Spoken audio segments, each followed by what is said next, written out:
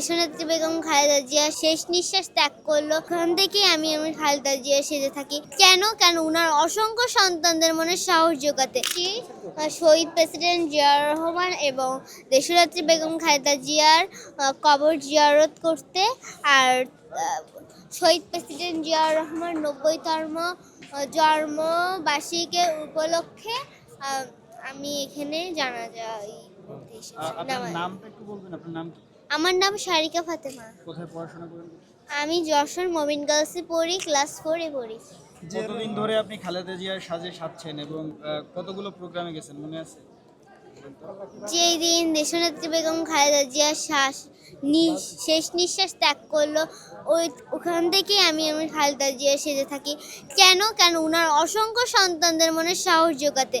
ওনারা ভাবে উনি খালেদা জিয়া মরেননি, তিনি বেঁচে আছে। তাকে আমাকে ভালো লাগে, তিনি কখনো দেশ ছেড়ে যাননি, দেশের মানুষের পাশে দাঁড়িয়েছেন। আমার বাবা তার জন্য 17টা বছর আন্দোলন করেছেন। তাই আমি জন্মের পর থেকে দেখছি আমার বাবা অনেক নির্যাতনের শিকার হয়েছে।